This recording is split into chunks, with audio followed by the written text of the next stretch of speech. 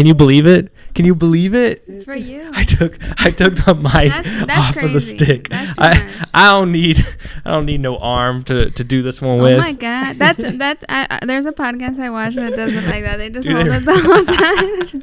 That's so cool. I don't know if there's like because I can't monitor it, so I don't know if there's a bunch of like sound. Noises. Yeah, there's probably a lot of sounds. Well, that's great. That we don't know. I like it though. I think it's kind of cool. I also switched up my chair today. That's not important. It's true. What is important is who we are. Yeah. So we're High Key Book Club. Oh, I was gonna say I'm Cameron. Oh, I'm Zelenny. Yes, and we are High Key Book Club. Hey, what's up? And we have a phone today because I bought it and is that what that is? That's a phone? I'm having fun playing with it a lot. You look like you're having so much fun with that phone. I am. Oh. It's gonna be the shade phone. Whenever Cameron's being shady. Wow. We've been needing this. This is what our set's been missing. I'm glad we got the shade phone. Yeah. I don't know. So it's a new prop set.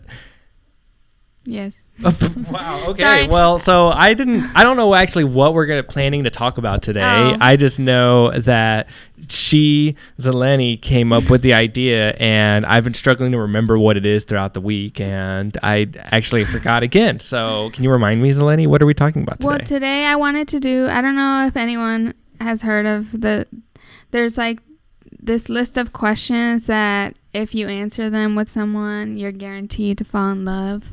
There is? Well, yeah, something like that. And I've never really looked at them that much. And I just wanted to try them out and see if someone hears this answer, they'll fall in love with us. You know? Well, that'll be interesting. I wonder if they've fallen in love yet with my pseudo stash. Oh, yeah, you're that I'm rocking. I forgot to acknowledge that. We didn't mention it. It's true. We're rocking like quarantine chic. Like, my eyebrows are not tweezed. They're overgrown. I can't do the eyebrow, like sexy eyebrows. You know, I've never been good at that. Yeah. I'm okay at eyebrows. Oh. Ooh. I don't know. But that's what made me fall in love with you, baby. Oh. Yeah. So maybe these questions. Silence in the distance. These questions will make you fall in love again. Maybe. We'll see. Make me fall in love again. Oh my gosh, this is the secret. Holding the microphone changes everything. Really? Yeah, it makes me you're like entertaining. Well, that and like yes, and I feel like I have to be more like here and present and okay, good. Holding a phone helps. It's like hello. You needed a phone. So it's like that's your trick. It's like, oh yes, finally I'm talking into the universe. It's like you're talking to someone. The internet world out there. Oh yeah. I realize I have to like hold the mic for people. Yeah, because they can't. This isn't actually plugged in, unfortunately. That'd be so cool if we could make this a mic. This is how we. It'd be like we're talking to each other, like on a call. It would be. Whoa. Oh man, we really should have test recorded this because what if it's just like a bunch of like mic handling noise the whole time? Oh yeah, it might be. Well, it's okay. You get mad at me for that. I'm willing to take the chance, and if at some point I feel like I need to bring the arm back, then I will. It's the quarantine, so anything can happen now. It's true. In the world. Anything. Yeah. So I want to talk a little about also just the one show we've been watching that's new and hip and trendy before we get started. Number one in the chill verse. Number one on Netflix. It's not chill though. But I know. I meant like in Netflix and chill sense. Oh, okay. Well, yeah. So it's the new Netflix Rage show that everyone's talking about on Twitter. And it's a Tiger Rage, all right. What? The Rage? I didn't say Tiger. Well, whatever. It's called Tiger King, and not Lion King. No. Oh. I just got that. So when I first heard about it was from a friend posting about it, and when they were like been binging Tiger King all day, and I was like, Tiger King? Are they like making a joke on Lion King? Yeah. No, so I saw it a lot as like a meme on Twitter because the main guy the documentary follows is like very, very eccentric and very eccentric. He's pretty I thought I was eccentric and right. So everyone he's a meme. You might have seen him. Like, he's the guy with like the mullet. He's older and like a mustache and like with a tiger. It's like the main meme photo. But he's very eccentric, and he's basically like a real life version of like a supervillain from like the Powerpuff Girls or something. Like, that's what he seems like to me. Like a supervillain that's like in a cartoon that never wins, you know, against like kids or something. Like, he's that, but somehow a real person. Like, he doesn't seem like a real person. He seems like a supervillain, but like not the super evil kind, dark badass kind, like the comedy supervillain, if that makes sense. The comedic supervillain. That's always losing. That's always failing. Yeah, kind of like, you know, what Team Rocket were in Pokemon. I don't want to spoil too much. You know what I mean? No, I definitely everyone. don't. We're not going to talk about it much. I mean, I kind of disagree, because I don't personally look at him as a villain. I don't see him as a like bad person in the narrative of it all. Well, but the comedic supervillain, I feel like that's how you feel about them. Like, you don't think kind of Jesse and James are like really evil. Yeah, he's you know, right. They're like doing evil things, but like they're just kind of dumb, or I don't know, they're trying to live their fantasies or something. Yes, he is just rambunctious and loud and proud, and but he does some bad things. Eventually, like, he doesn't start out that way, and like that's what he does. I don't think so. I think so. So I feel like there's a lot of like, it's an interesting docuseries. What does the public say? Like, are the fans divided? I think more people are like you. Okay, of your really? opinions. Yeah. I don't know though. I haven't seen much. A lot of people think she did kill the husband. A lot of people believe it. I don't believe it. So it's a very interesting. It's definitely, it's in the true crime genre. That's the thing about it. I feel like the memes and stuff make it seem like it's more lighthearted or something, or comedy, but it's definitely in the true crime umbrella of docuseries, and it's similar to like Wild Wild Country Netflix did. No, that wasn't. I guess that was kind of true. Yeah, kind of like that. I think it's a similar type of documentary. If you've seen Wild Wild Country from a couple of years ago, also on Netflix, I feel like the style is very similar personally, and it's about the same number of episodes, same length, and similar sources of media that they're using in each episode, and it gives me the same types of vibes of like this small, strange occurrence happening in bum f America, right? Some random place that nobody's ever heard of, and in Oklahoma in this case. Right. And anyway, nothing against Oklahoma. You're awesome, even though Texas all the way, baby. I never did athletics, you know, in college, so I don't know much about those rivalries, but I'm trying. Oh, right. I forgot we hate Oklahoma. That's right. We hate OU, apparently. I forget. But it's okay. That's okay. This is for all the OU fans out there. We appreciate you tuning in. Thanks for watching in Oklahoma. No, you're going to lose all the Texas fans. Whatever. It's fine. Oh. So it's an interesting... It's definitely fascinating, but it is kind of traumatizing, I think, for me, like seeing animal abuse, like in any way, even though it's not like maybe outright, like they're not hitting or you know, torturing, but like there's definitely animal abuse that goes on, and it's really sad for me to see like sort of wild animals being like caged up and like maybe not treated, they're like not looking healthy, like that. It freaks me out a lot. And I mean, also how they treat people, these people that are like titans, because it follows this crazy guy, kind of this super villain I was talking about, but it also follows like other titans in that industry of like titans of that industry of like breeding and trading, or breeding and selling exotic animals. Yeah, they should have just called it Tiger Titan. Right. Yeah. So it's just like all the titans of this industry are like very problematic and scary, and like even how they treat not just the animals but the human beings in their lives is like very, very bad. they're kind of all evil in my eyes, honestly. But yeah, so it's kind of triggering. It's hard for me to watch at times just because it's a little traumatizing. Well, it's interesting because at first I thought that it might be a whole...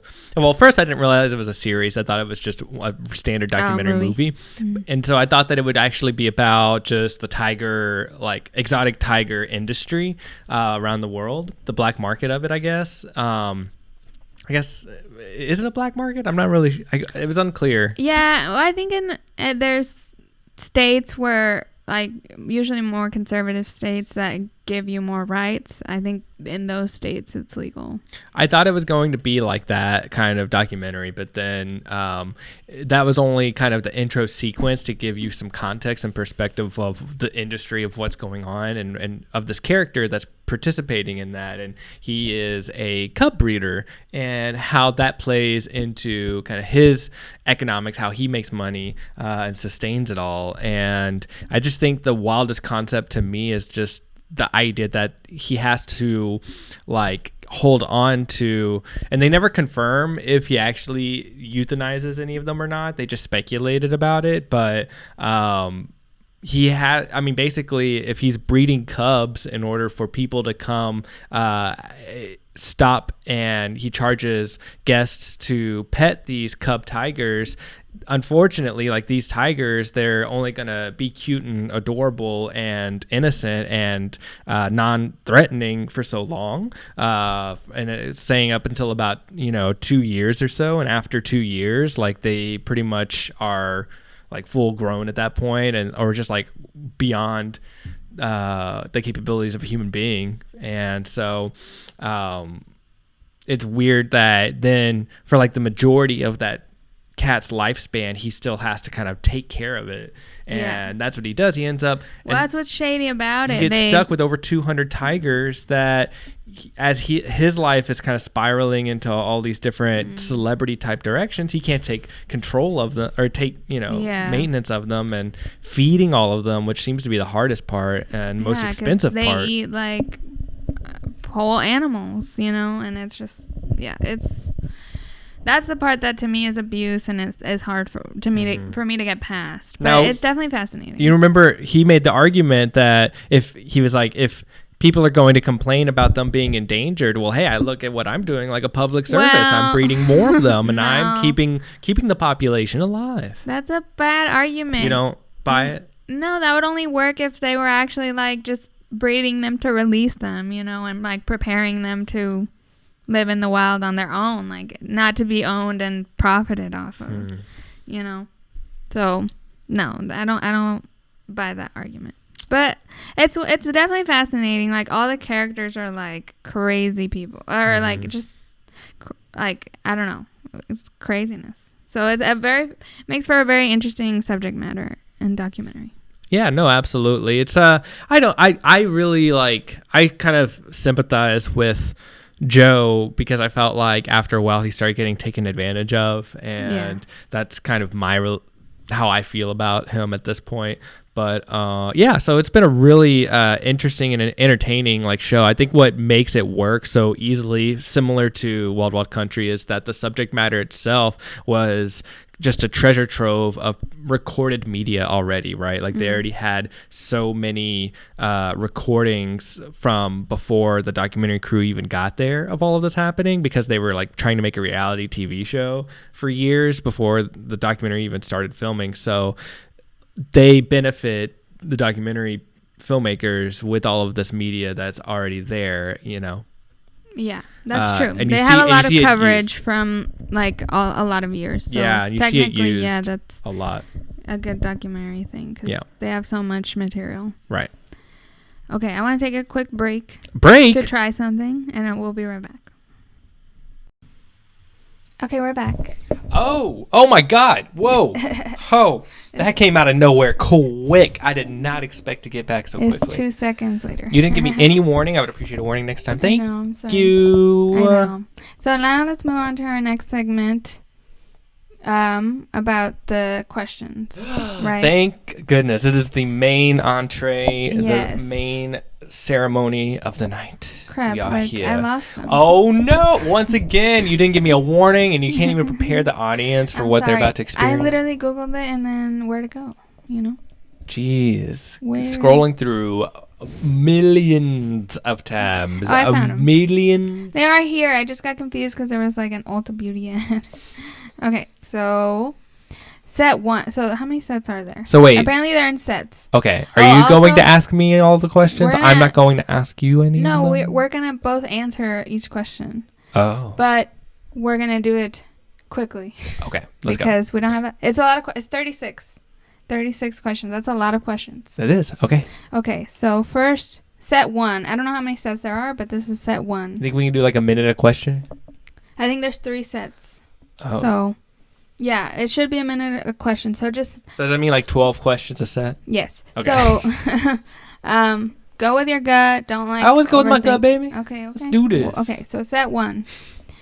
Given the choice of anyone in the world, whom would you want as a dinner guest? And this is easy for me. Benjamin Franklin. Really? Oh, you're a nerd. Really? Honestly, that's the first thing I learned about you, so that makes sense. This is the first question. Mine is Lady Gaga, obviously, pop queen. I feel bad now. I should have invited Jim Carrey. Well, no, I don't think necessarily, but I think Benjamin Franklin's a good one. I think it'd be a good dinner guest. He could be like the dead one, and then alive Jim Carrey. Oh yeah. Like dead or alive. Okay. Do you think Benjamin likes Brussels sprouts? I'd make him some dank Brussels sprouts. I don't know if they had Brussels sprouts. So, okay. Next question. 2. Wait, well, okay, so you Gaga, okay. Yeah. Number 2. Would you like to be famous in what way? This is kind of a good one. Would I like to be famous in what way? Yeah. Would you like to be famous? Question. In what way, if so? Well, the question you just told me. The answer to that for me is yes, absolutely. Of course. I would love to be famous. It's a little problematic for me because I think I'm a little delusional and think I'm already famous. He said, and for what? Is that the other part? What way? In what way? Yeah. So yes, in what way? I have mine. Easy. I mean, yeah, I want to be famous for world peace and don't you dare saving the world with dare give me world peace. Vaccinations. Are you running for Miss Texas? Are you running for Miss Texas? I for the longest time I always wanted to be famous for acting and being comedic and kind of being famous for being like a clown, but I think now I just want to be now I'd love to be famous as a pop star. Really? Okay, me too. Yeah, like a pop star rapper kind of person. Okay, a musician. Yeah. Basically. Well, mine is yes, and it's definitely for... No, a dope lyricist is what I want to be famous for. Well, honestly, you have the talent. Yeah, there you go. So my answer is yes as well. I would want to be a pop star that doesn't show my face, like Sia. Kind of. Or that is very transformative, like Gaga, or something where back in the early days, you didn't really know what she looked like under all the costume, Under all the fashion. So like that. Or that's my unrealistic famous goal. My realistic famous girl is... What are you doing? I just wanted to show Lena's face. The phone was covering Lena it. has a call. Oh. Ring. So that's my unrealistic goal or fame. That's a pop star because I can't sing. Maybe a DJ, maybe that I could actually develop, but singing I cannot. Yeah, you were actually talking about that earlier today. How you thought maybe you could be a DJ full time. You don't want to be you don't want to be like a famous world traveling touring DJ? No, but I want to take some DJ classes for fun. Oh, okay. Yeah, that'd be good. That was what I said. Oh, I don't want to do DJ full time. Dang it. I'm not. I think part of me has a dream of being a DJ. Really? Well, yeah, as well. You gotta point this. I know. I'm trying. I'm also looking at this. I hope that it's okay. No, it's not. Don't look. Stop looking. You're distracted. Okay. I was talking about I don't want to be a famous DJ. I just think if I were to learn music, that's probably the only way I could is through like an electronic sense, just because that's the sound that appeals to. And I've just never had good luck with instruments, so I don't know. I was just thinking like, oh, maybe I should learn music at some point, but like in a hobby sense. Anyway, it'd be really fun to be famous for like, I want to be on a reality show. That's on my bucket list. So, for that. We got to first make a audition tape for you. I don't want to be on Survivor. No, they all need audition tapes. I know. That's my point. That's the problem. Like, I don't have any talents that are on reality shows. So do you just want to start filming like everything you do? No. We'll pitch it to Netflix. This is not the comeback. This is called Couch Potatoes 2.0. God. No, JK. I do want to be on a competitive reality show, but I don't know which one because I don't want to be on any of them or don't have the skill set or qualifications for like. Got it. I can't be on Drag Race. I can't be on Survivor's too intense. Like I can't be on The Bachelor. Like, but I would love to. Well, we'll figure out one for you at some point. Anyway, next question. Number 3. Before making a telephone call, ring. Do you ever rehearse what you're gonna say? Why? Before taking it? Before making a call. Well, yeah. I mean, you shouldn't. That's the way I was trained. Like, you rehearse? Yeah, I was taught that's how you're supposed to do it. People don't do it that way. You don't rehearse when you make a call. Well, does it say rehearse? Yeah, rehearse. I mean, mentally, like. Yeah, you're right. I definitely do. I mean, I feel like it'd be foolish if you didn't. I mean, I don't know. For me, it's like I trip over my words really easily. You're pretty eloquent on the phone. Yeah, you're very eloquent. That. Well, thank you. That's because I rehearsed it. There you go. Yeah, maybe that is. Because I was fooled. I didn't know you rehearsed it. I mean, like, I don't actually, like, rehearse it in the mirror or say it out loud, but I do think in my head kind of, like, I have to have that intention of what I want the tone of the call to be like. Yeah. Otherwise, it gets made for me, and I get stuck into this awkward call that I can't get out of. Yeah, I'm the queen of awkward calls, so, like, I probably don't rehearse, or I should rehearse more than I do, because I'm just awkward on the phone, and I'm like the whole time. So, like... I don't, but I should.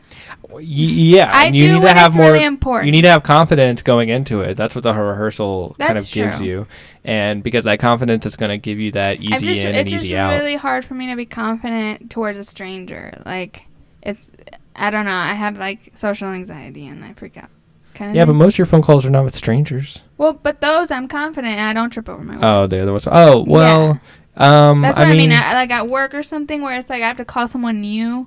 Like, I have to, like, really think about it. I'm like, okay, I need to, like, say this and that. And, like, that's when I rehearse it more. But it's real simple. It's real basic things, like, you got to remember. To you, but yeah. To me, like, I'm not, like, I think I struggle with small talk because I don't believe in it. Small talk is simple because it's just, you just acknowledge. Well, but I can't. If you have something relevant of your own to share, then, like... follow up with that, but then it's hard for me. It is, but let's move on. Yeah, all right. I was gonna say, otherwise, move on. Right? Yeah. I'm trying to argue. I'm just it's okay. Question. What's the next question? Number 4. What would constitute a perfect day for you? Riding on my bike, listening to the Beatles on either a sunny day or late in the middle. I on a sunny day, listening to the Beatles. Riding my bike at night, in the middle of the night, listening to something different. That's it? That's a whole day Pink Floyd for 24 or something. Hours? Yeah, that constitutes the perfect day for me. I want to ride my bike all day. All day. Well, and take various breaks where, like, maybe here I'll take a break by this tree next to the creek and draw in my journal for a little bit, and then I'll hop back on my bike, listen to some more tunes, and then meet some other cyclists and hang out with them for a little bit, go on a random adventure and go hiking or something, maybe come across a concert in the city or something, or a parade, or go to a bar, have a drink, and then come home and journal about it, maybe play some games and go to bed. Where am I in all this? What have I been doing all day? My perfect day? Hopefully you're biking with me. I'm not. So Dang it. So that's my perfect day. I would be doing my perfect day, which is like chilling, watch reality TV, get ready, do some cute makeup, and go shopping. Go shopping for clothes. And I have a lot of money in my bank for some reason that day, perfectly. And go to like an art thing, probably like a museum, an art show sort of thing. Watch reality TV. That's mine. Mine is more outdoorsy. I'm sorry. Don't apologize for You're you, girl. a cyclist, though. Like, I would probably include, like, painting or, like, some creative activity. Making some digital thing. You know, recording something, doing a photo shoot. That stuff, like, I like that. All of that's in your perfect day. Yeah. And, like, perfect weather as well. Exactly. That's what I'm talking about. Between my shops when I'm walking around. Next question. Number 5. When did you last sing to yourself or to someone else?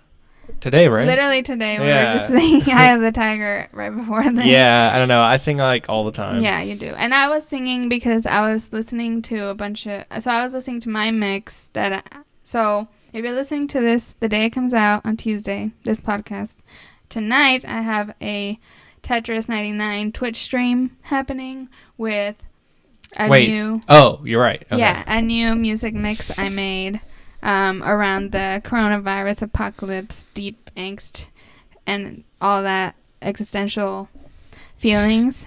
It's like a pop mix, and I've been... Usually the days leading up to it, I listen to the mix, and I edit it and clean it up.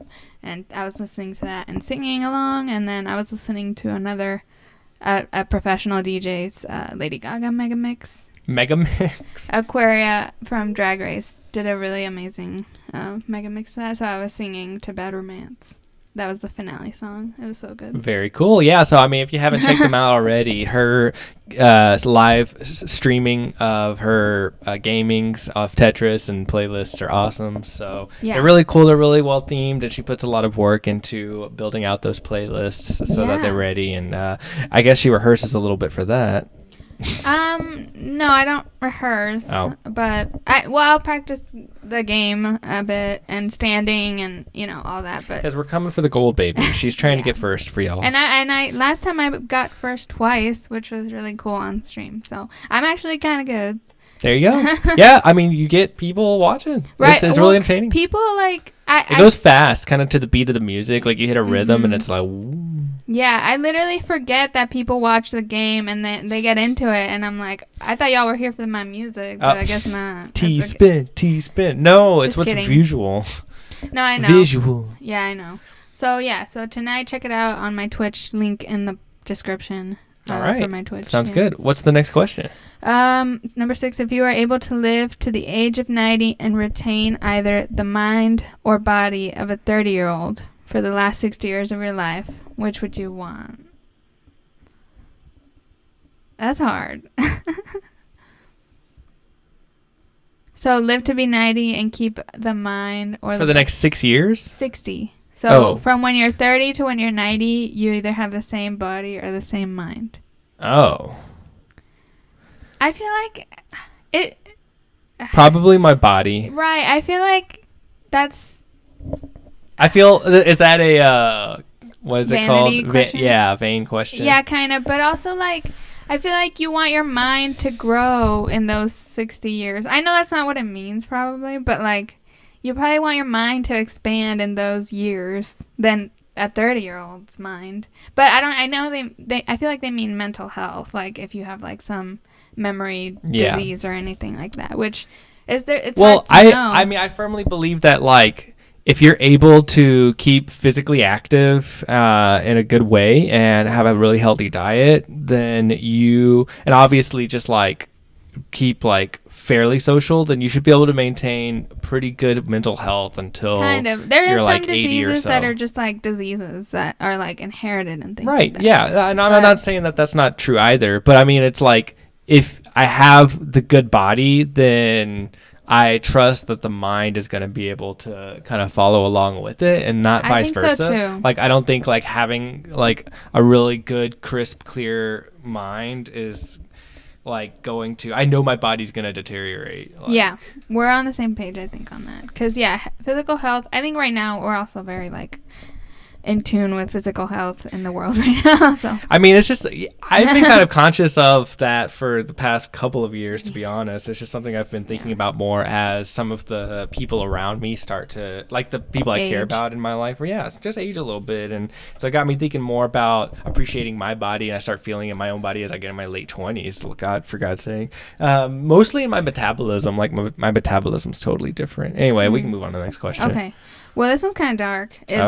Do you have a secret hunch about how you will die? I don't want to spend too much time on this, but I'm scared. Like, now I feel like coronavirus, a virus, a pandemic, you know? I don't want to answer that. Okay. Yeah, it's too dark.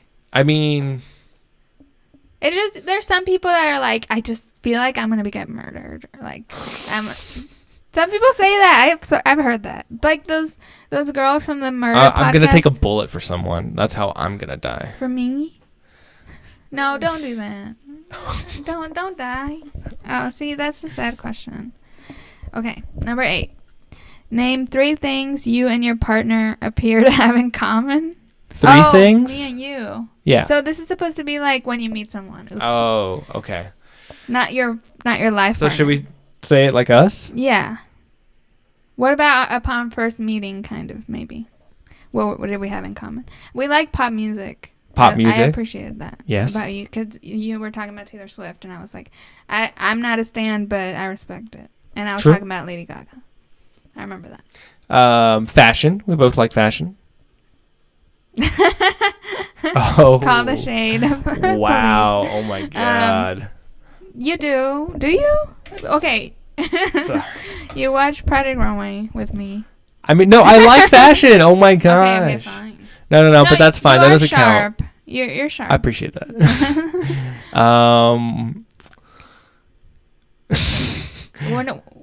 We both like Apple. Like the company? No. We both like art. Like, that's true. We were looking at art. We are both like very artistic and creative. Yeah.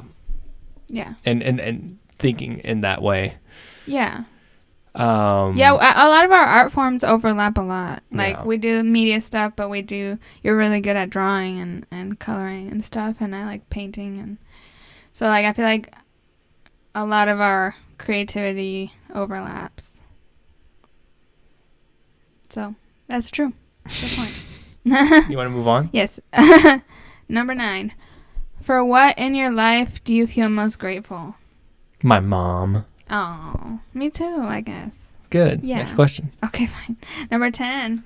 If you could change anything about the way you were raised, what would it be? I feel like this is like everyone could write a book about this. If I could change anything about the way I was raised. I sometimes wish my mom would have forced me to do stuff, like, because she was always very adamant about not forcing us to, like, do hobbies. I think because she didn't want to drive us places. She was like, I don't want to drive you places. So she would let us, like, just quit whatever. And, you know, there were some parents that, like, made you not quit things, and that taught you about not quitting and sort of following through. Which, like, I don't think I have a huge issue with following through, but, like, I do feel like I get very distracted, and also, like, I'm fine not doing anything more than I would like, I think. And I think it comes from that. Like, her just being like, then quit. Just quit, you know, gymnastics or quit guitar or whatever. What if I could have been really good at music or something? I don't think so, but I was in art classes a lot of the time. I didn't quit that, so I don't know. She was just more free about, like, oh, just quit, you know. Well, for me, I'm kind of stuck between two. They're kind of related. I mean, something you said made me think of one thing that I've always wished is that, like, one is that my, you know, parents had just thought about giving me music lessons or something like that, like having me play an instrument much earlier on, and like giving me lessons and investing in that. I felt like they tried to invest more in my visual art in various ways, and for some reason I just was never exposed to playing music. I just wasn't exposed to instruments like at all. My elementary school that I went to didn't have it. I think the only thing that we had maybe was little drums, and then choir. And it wasn't until middle school that I started to actually like hear actual real instruments. And I think that like the people that I admire from a musician standpoint, they were exposed to like playing instruments from like age like 5 to 10, like around there usually. And I just feel like, and I didn't get my first guitar until, I mean, I think I was either 13 or 14, but I didn't start playing it really until 17. And so you have a real aptitude for music.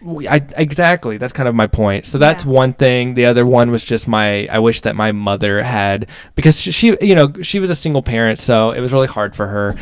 So I don't blame her for this at all. Like, I forgive her, but I just wish that she had been more involved in my academics and my like kind of school relations. I feel like if I had her more, and she tried really hard. Don't get me wrong. I know that she did at a certain point. I think at a certain point she just gave up. I just wish that I would have had more of a constant pressure of somebody helping me keep track of my academics as I was going through grade school, especially in my teenage years, because at a certain point I just kind of broke out and didn't have any regard at all for my academics. And I just think it's kind of strange. And I think things would have gone a lot differently had I stuck with it. So. Yeah, that's a good one. Okay.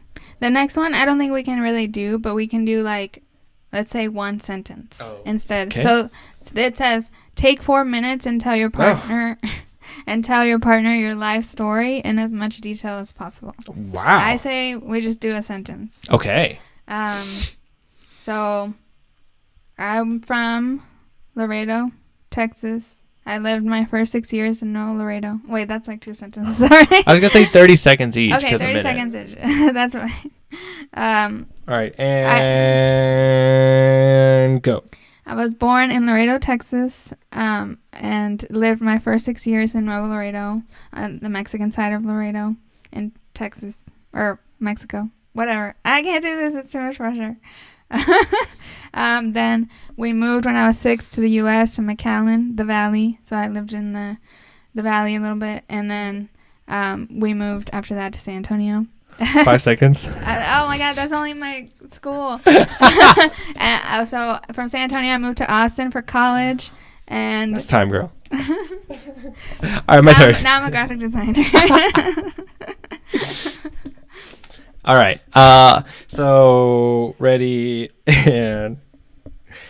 So I am originally from Houston and moved to Austin, Texas in 2015 to attend college at the University of Texas. And I switched around majors and landed in filmmaking due to my passion to being an actor from when I was in grade school and did theater. And now I primarily work behind the camera, actually as a video editor now, which I connect back to my artistic interests from when I was young. And on the side, I dabble in a little bit of basketball and guitar.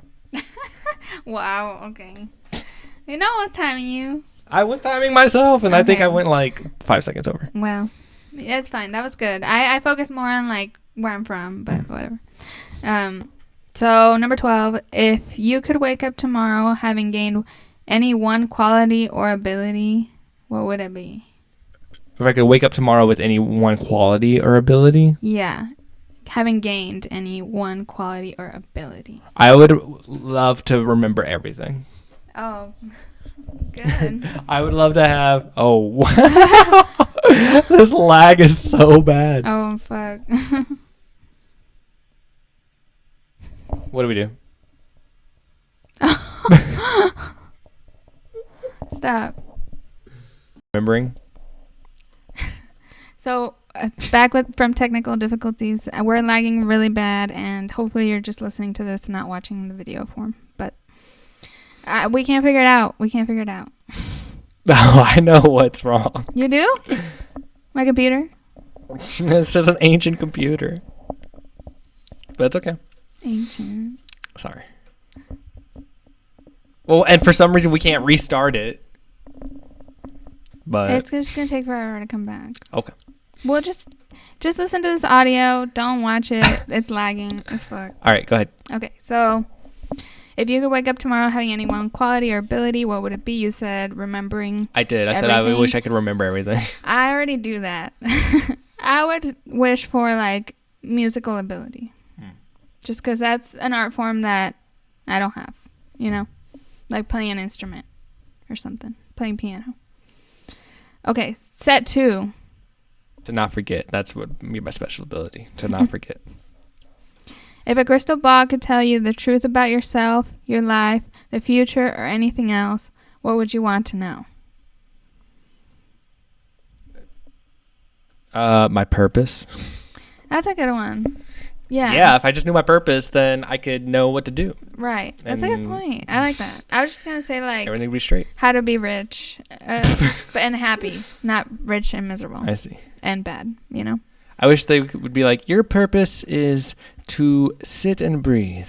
Oh. Oh, my God. That's everyone's purpose. Great. Okay. So, number 13, or number 4, that was number 13. Number 14.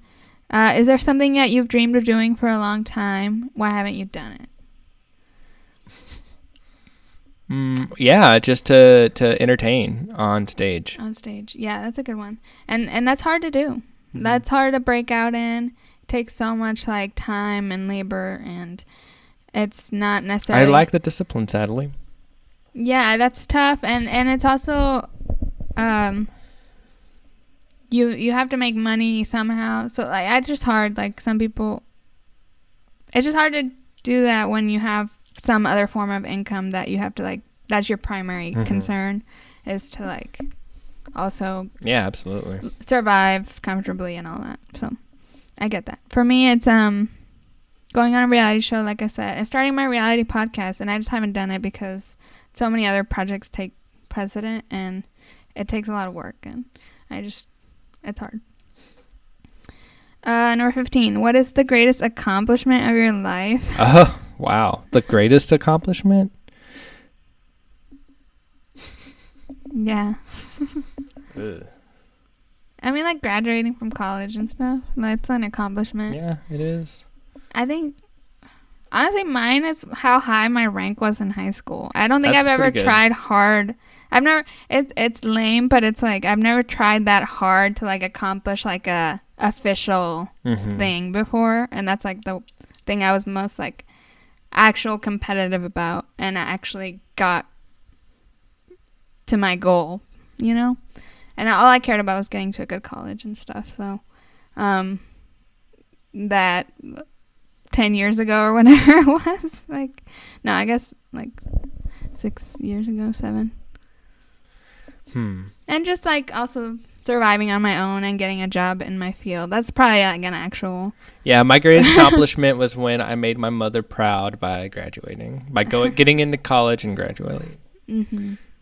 Yeah, getting a job as a designer is big because I didn't think I'd get a job in my field. I don't know. My greenhouse documentary was a pretty big accomplishment. Yeah. That's cool.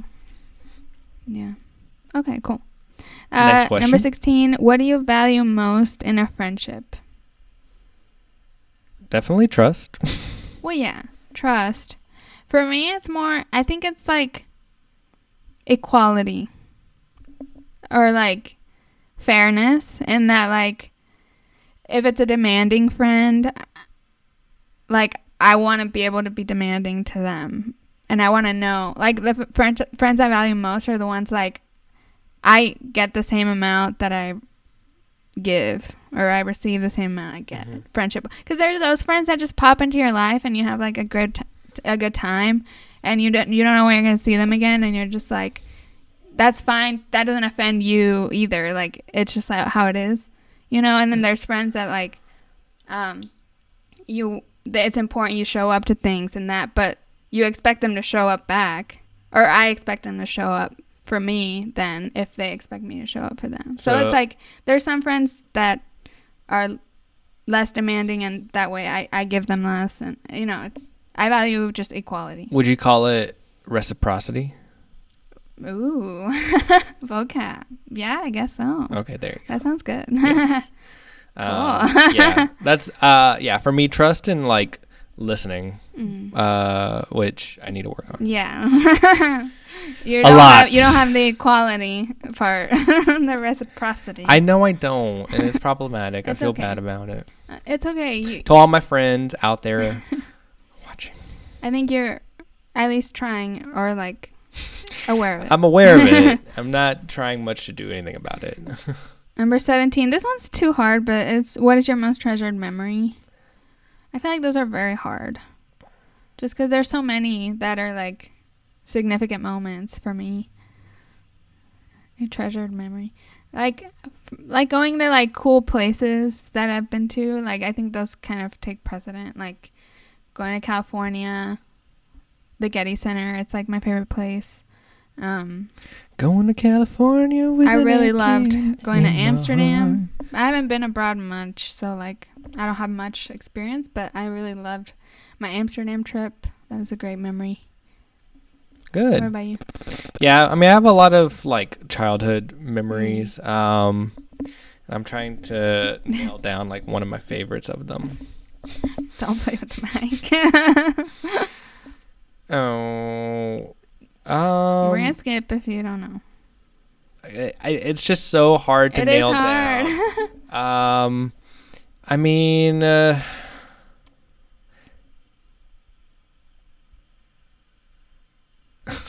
okay, next. Okay, well, one of my favorite memories is like there are a couple of times where I was dancing in front of like really large crowds and got like a giant like ovation from a lot of them, like at concerts. And one of them was at this outdoor concert, and it wasn't like I didn't get like a standing ovation from like the audience. I want to be clear. But what had happened was with this memory was we biked to this concert, and I remember dancing, and then I was dancing in front, and most of the like crowd on this outdoor lawn was sitting down, and the police officer came over to me and said, "Sir, I need you to sit down. You're distracting and blocking like the view for others who are trying to watch the performance."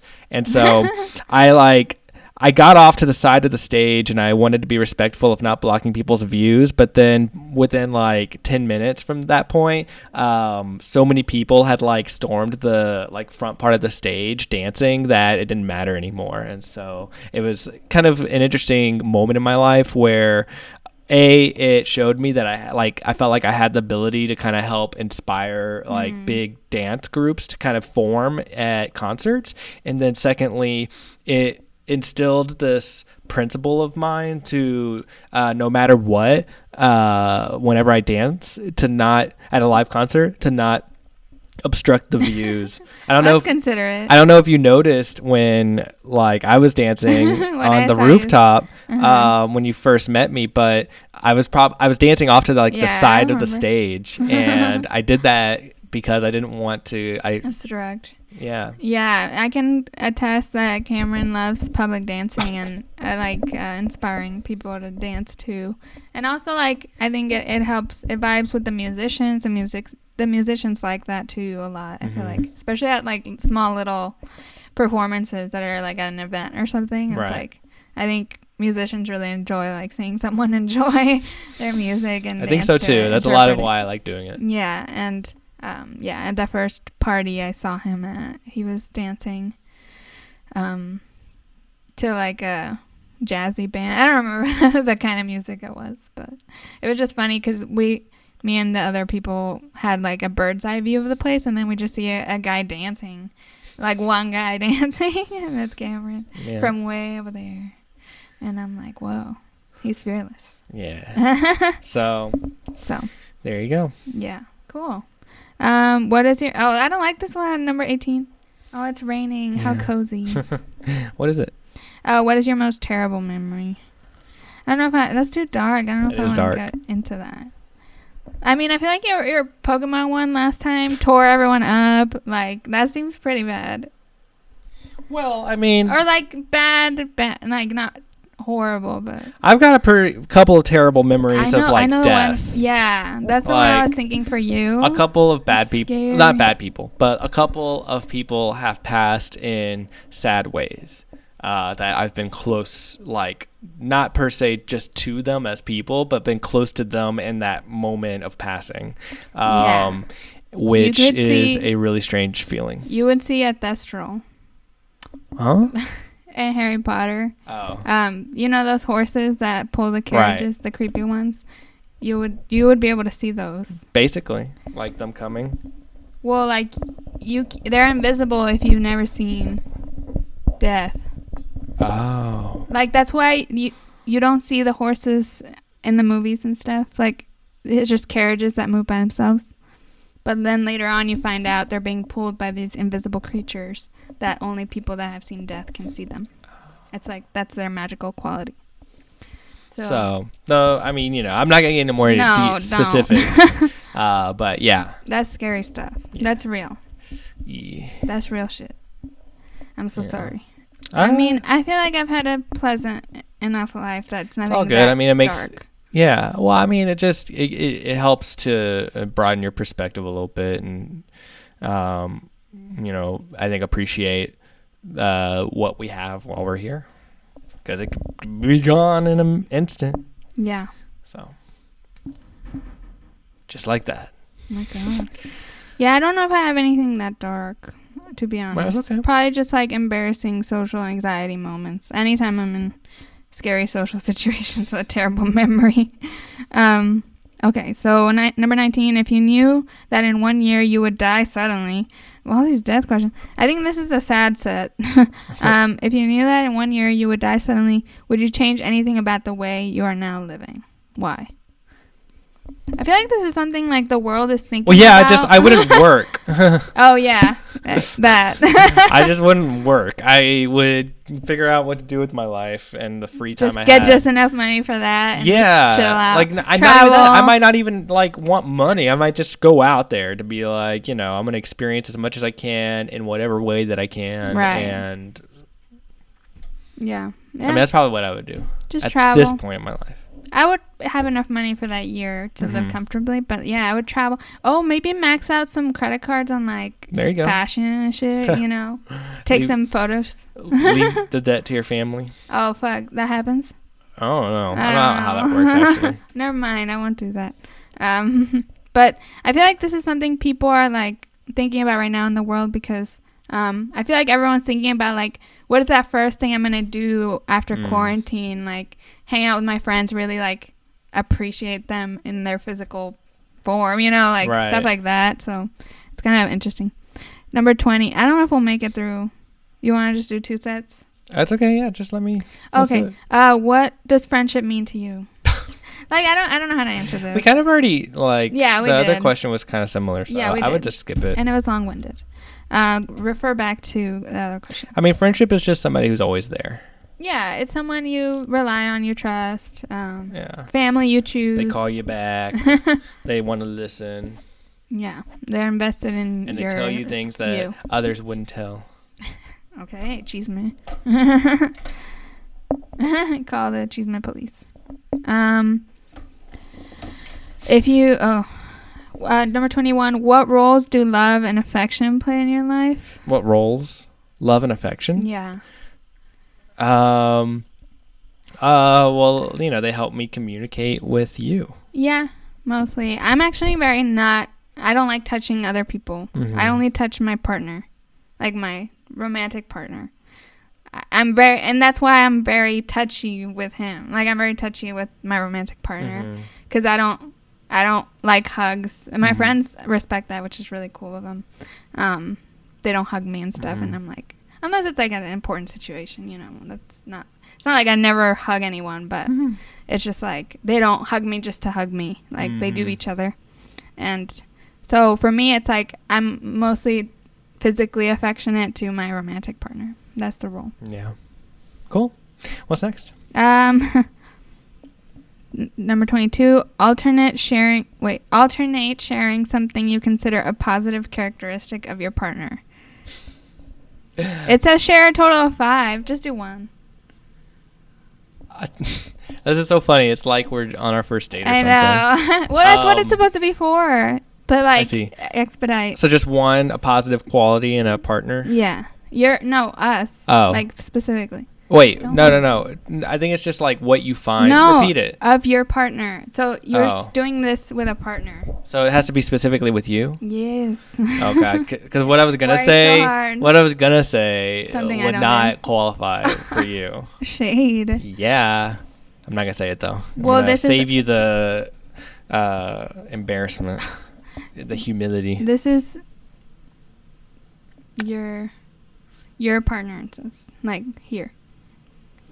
That you're rational. It's true. I am rational. Good point. Of course. Mine is that you really listen to feedback and care about it and then want to apply it. Thank you. Yeah. Have you seen me grow in various ways? Oh, a lot. Well, before you were scared to even step foot in the kitchen, and now you're out here cooking whatever and not afraid, doing all dinner, everything. So the growth is insane. Thank you. Thank you. So yeah, you're always open to growing. Appreciate that. So number 23, how close and warm is your family? Do you feel your childhood was happier than most other people? Oh, this is dark. Interesting. Wait, what? My family, how bright and happy are they? How close and warm? Close and warm, right. I feel like yours isn't. They're warm, not close. Mine are close, not warm. There you go. So, yeah.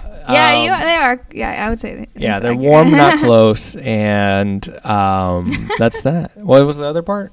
Oh, do you feel your childhood was happier than most other people's?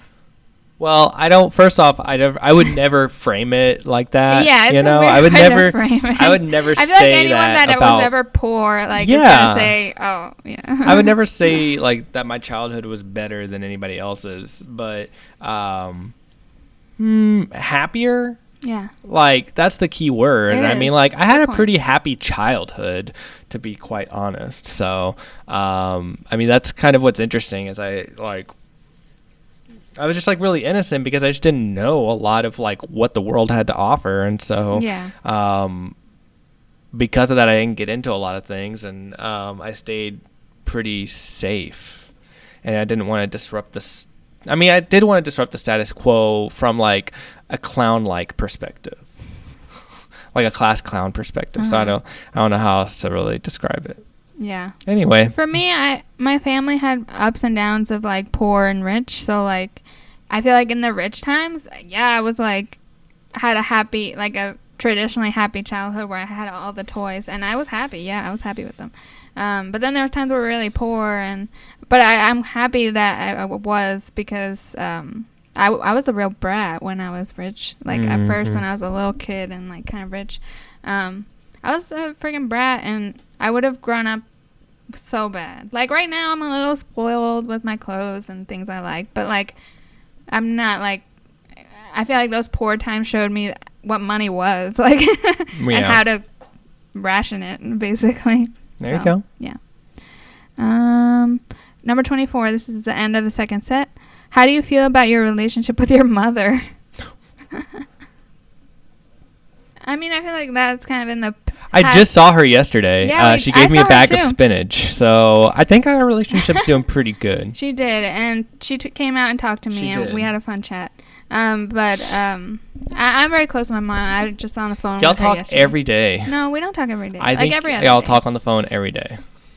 No, well, sometimes. It seems like every day. Well, it's a good thing. It's actually every other day for reals. But yeah, I check in with her. I mean, we don't live in the same city right now, so I don't see her super often. But we're pretty close, so we'll see each other, and she'll give me stuff and cook me stuff. That's cool. So do you want to go on to set 3? Do you? Speed round? Yeah. Okay, 25. Make 3 true we statements each. Wait. For instance, we are both in this room feeling... No, let's skip that one. That one's an exercise. Okay. 26. Complete the sentence. I wish I had someone with whom I could share.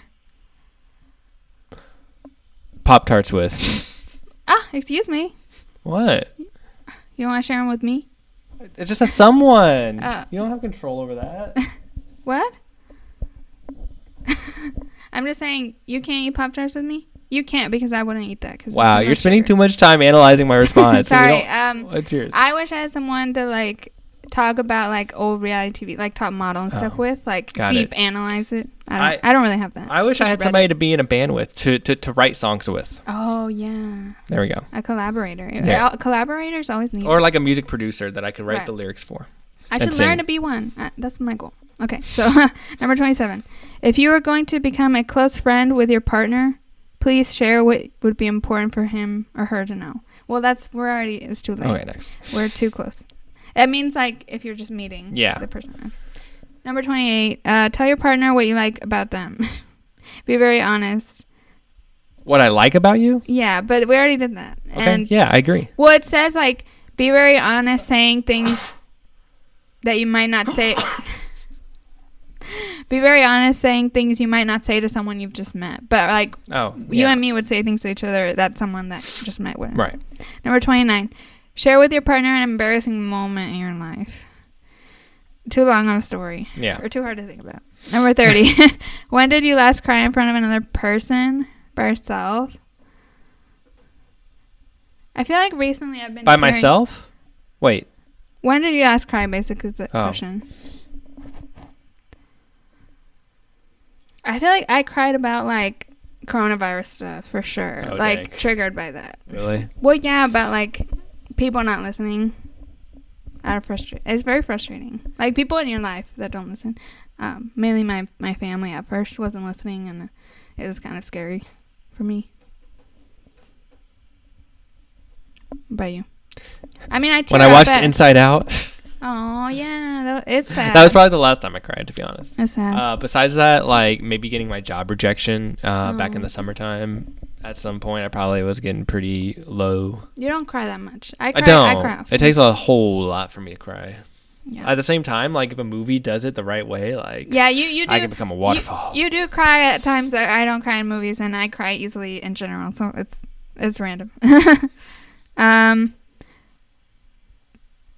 Tell your partner something that you like about them already. No, okay, that's if we just met. 32. What if anything is too serious to be joked about? Coronavirus. I don't think so. I think we need to laugh. What if anything? There's nothing. Don't joke about that. The meme. I just think of the meme. Don't joke about that. No, things like cancer and stuff. I can't joke about cancer. No. Like, remember in The Comeback? Where she's like trying to make everything improv into cancer, and they're like, don't do cancer, it doesn't play funny, and she'll just keep, it's so dumb. Okay. Healthcare is not funny. Yeah. Well, just anything like that's important to someone. I don't know. 33. If you were to die this evening with no opportunity to communicate with anyone, what would you most regret not having told someone? Why haven't you told them yet? This is too deep. This is, like, serious.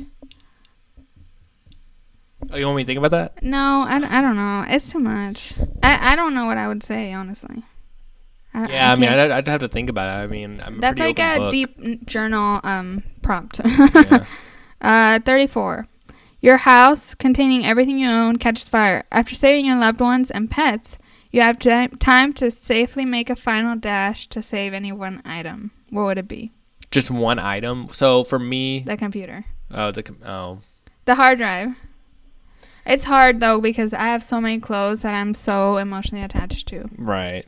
My closet. I could care less about my clothes. I would go back for a box of my journals. Oh, that's a good one.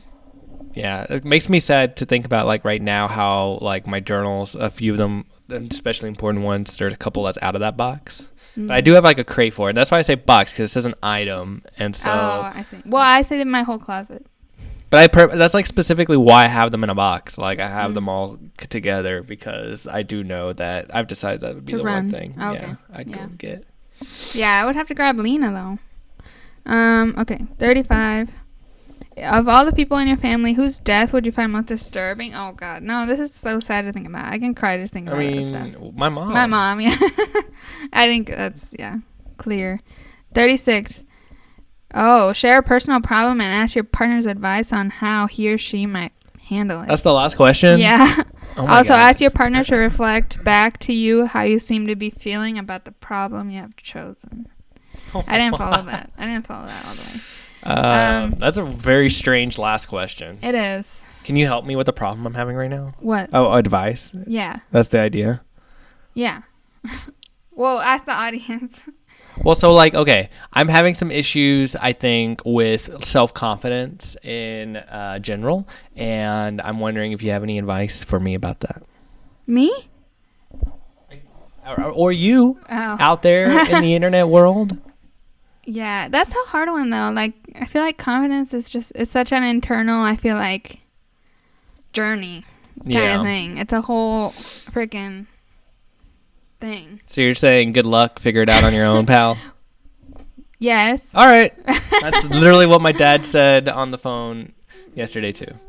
Well, yeah. I mean, it's hard to get advice because it's like your own thing. It's like, what would make you feel better, like doing like taking an action, but like what action?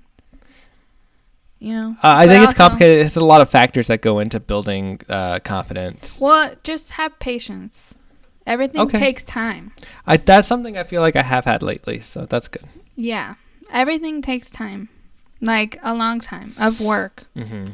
Everything, all magic comes with a price. That's always going to be I think that's a good bucket advice. Hell yeah, it is. All magic comes with a price because it's true. Like anything you want comes with a price, and that it might be labor, might be, whatever.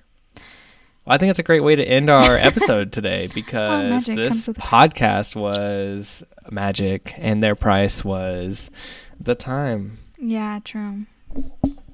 Well, thanks so much for listening to whatever came out of this. I have no idea what's going to happen to this music and audio sync, but have fun with that. And thank you so much for bearing with whatever it was. Yeah, it's laggy. I'm so sorry. We'll figure that out, I hope, next time. But I guess signing off until next time, I'm Cameron. Zelenny. Bye. You'll be hearing from us.